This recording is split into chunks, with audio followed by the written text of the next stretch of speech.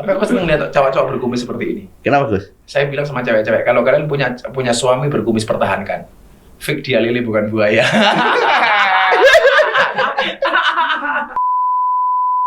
Yang saya belajar dari Abah Lutfi itu kan bahwa kemudian agama dan budaya itu tidak dibenturkan, bahkan bisa selaras. Maka konsep dakwah saya adalah membudayakan agama, bukan mengagamakan budaya.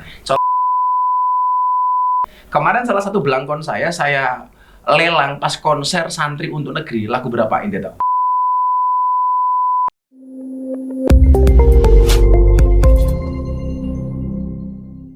Halo, assalamualaikum warahmatullahi wabarakatuh. Kembali lagi di JSN Podcast. Dan saya tidak sendiri tentunya, saya ditemani oleh rekan saya. Saya Alwino. Assalamualaikum warahmatullahi wabarakatuh. Mudah-mudahan sehat semua yang di sana. Dan juga ini kita kedatangan tamu spesial. Ya, spesial, sangat spesial. Kita bersama Gus Miftah. Alhamdulillah. Bukan tamu, tapi yang diculik. Rotok makso sidik.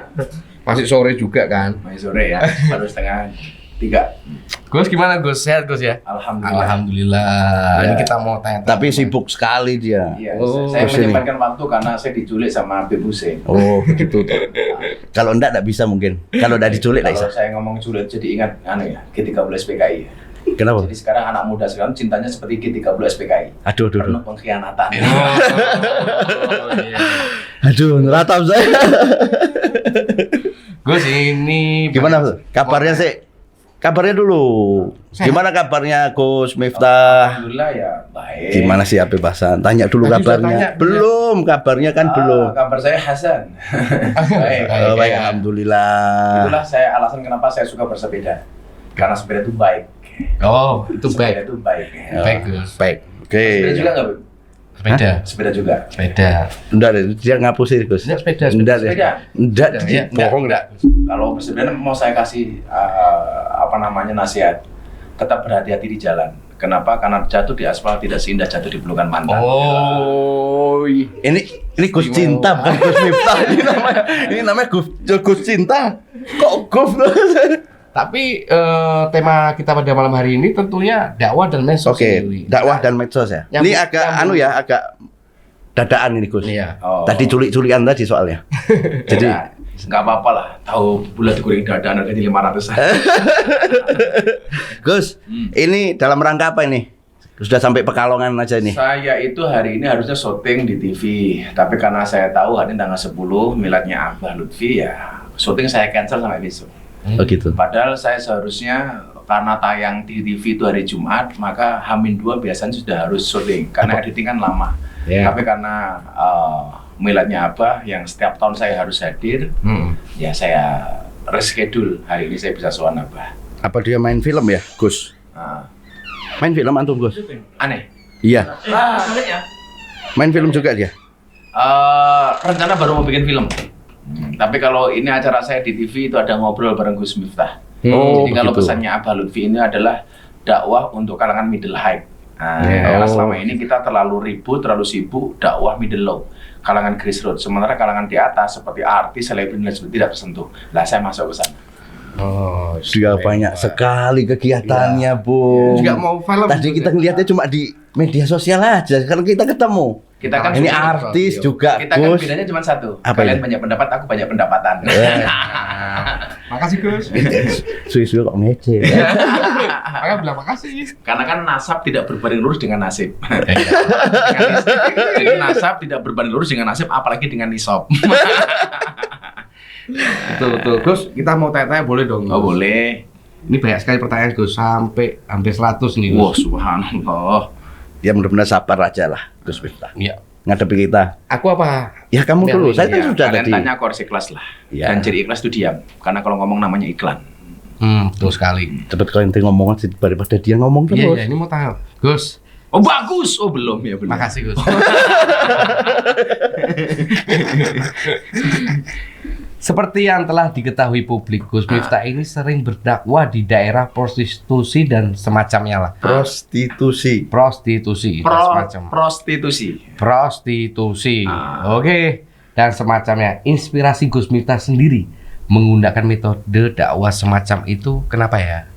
Kenapa Jadi ya? yang pertama begini, semua orang itu butuh Tuhan.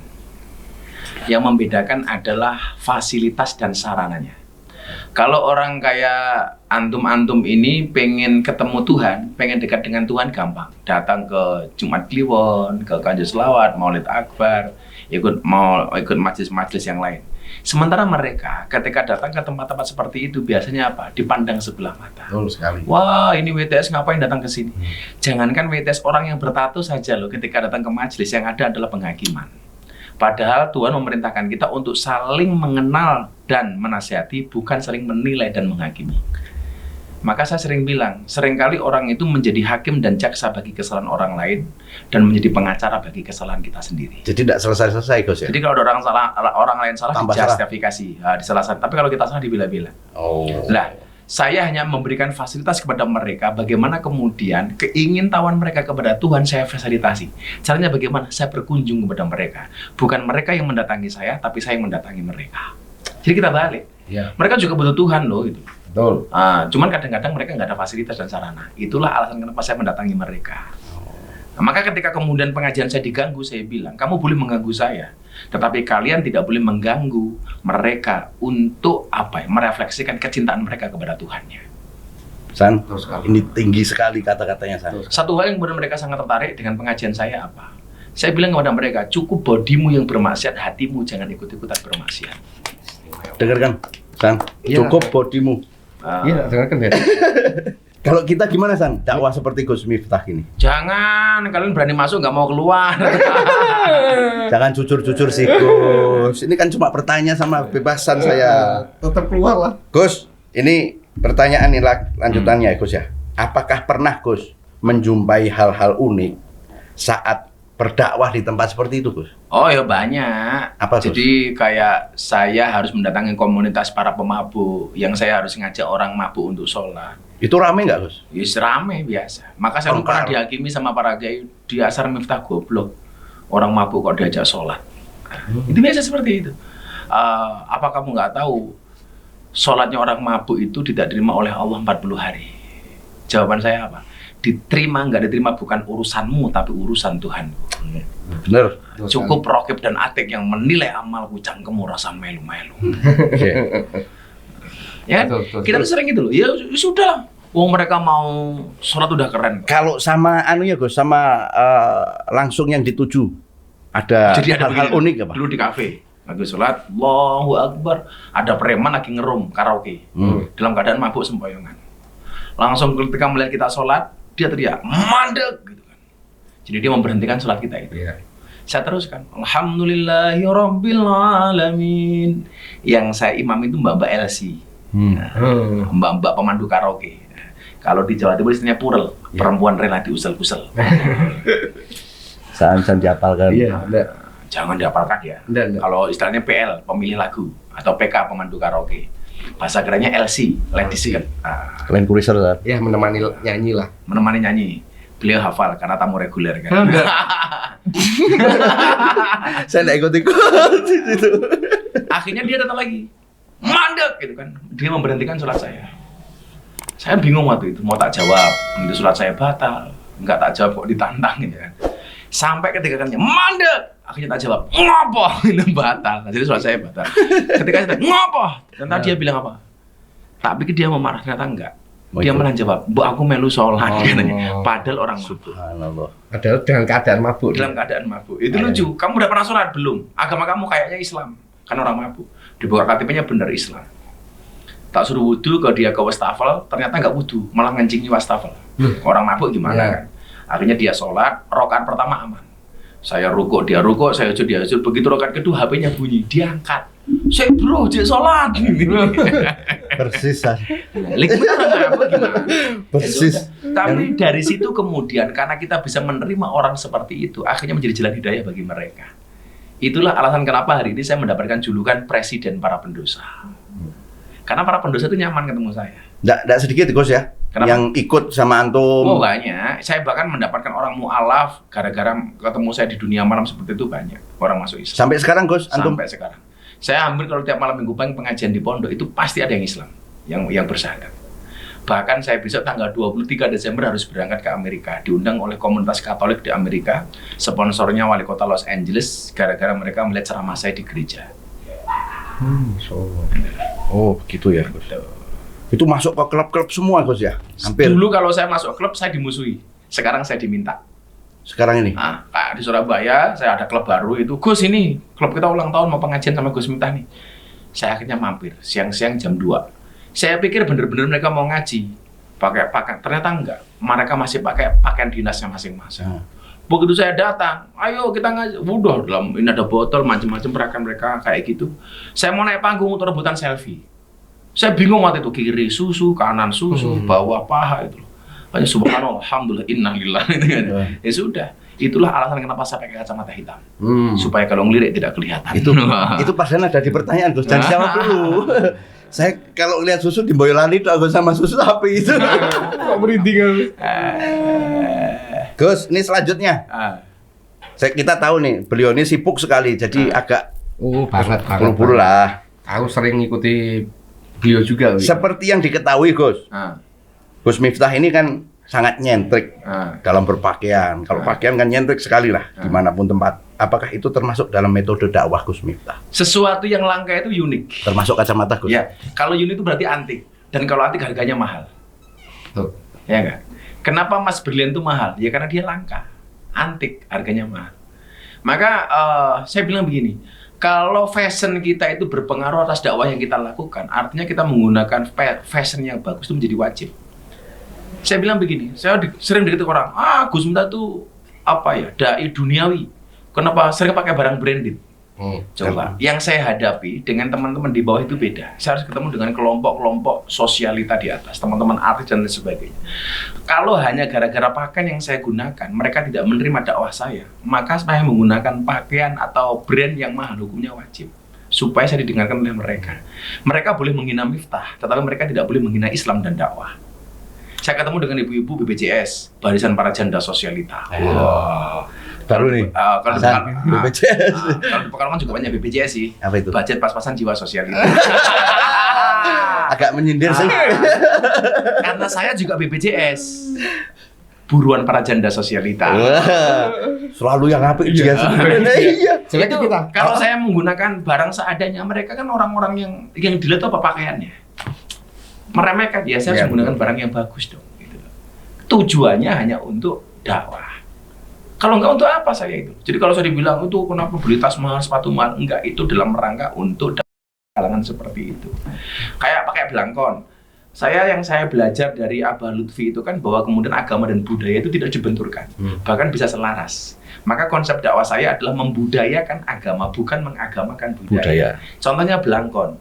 Belangkon itu kan kearifan lokal, the local wisdom. Apa bedanya dengan peci yang ente pakai? Kan juga produk budaya. Maka namanya songkok nasional, bukan songkok Islam. Artinya orang non-Islam pun boleh pakai songkok. Lah, kalau kemudian Anda pakai songkok, saya milih pakai belangkon, kan mafi muskilah, nggak ada urusan.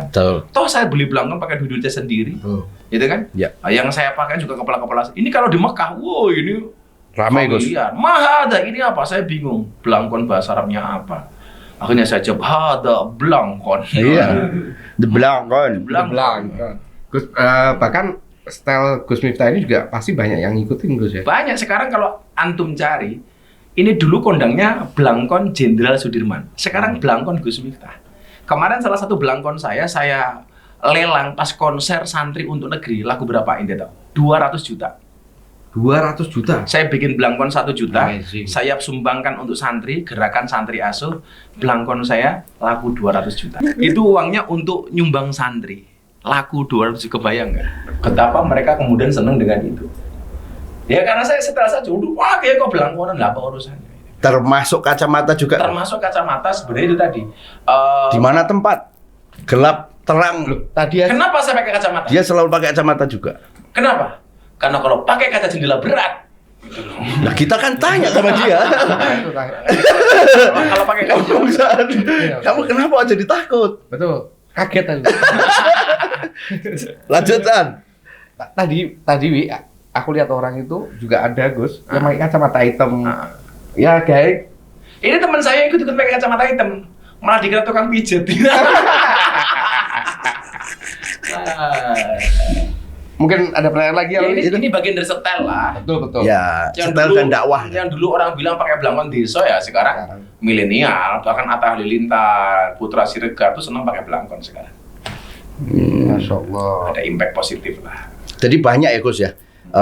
Positifnya yang dipakai sama orang-orang setelah Gus Miftah ini keluar tampil Ya. di media sosial yang sekarang ini benar-benar gencar sekali. Artinya saya appreciate ya kepada ini JSN ini untuk membuat podcast ini. Dakwah itu kan selalu berkembang. Dari awalnya zaman Rasulullah bilisan, khatibun nas biqadri uqulihim. Kemudian di zaman para sahabat bil kolam dengan menggunakan tulisan. Di zaman Wali Songo kemudian bisaqofah budaya. Dan hari ini bil medsos dengan menggunakan media sosial. Kita punya pistol satu peluru hanya bisa menembus satu kepala ketika ditembakkan. Tapi kalau you punya satu postingan bisa menembak jutaan kepala. Nah makanya teman-teman di sini harus kreatif untuk membuat konten semenarik mungkin. Ini tantangan kita ke depan. Abah Lutfi itu tidak harus punya medsos, tapi bagaimana kemudian dawuh-dawuh Abah Lutfi itu bisa kita share melalui medsos yang kita miliki. Itu kewajiban kita. Maka hari ini menggunakan medsos hukumnya wajib. Makanya pesan Gus Miftah satu aja. Iya Gus. Gunakan waktumu sebaik mungkin. Karena 1 detik saja berharga, apalagi 19 detik. Bahaya kan ya?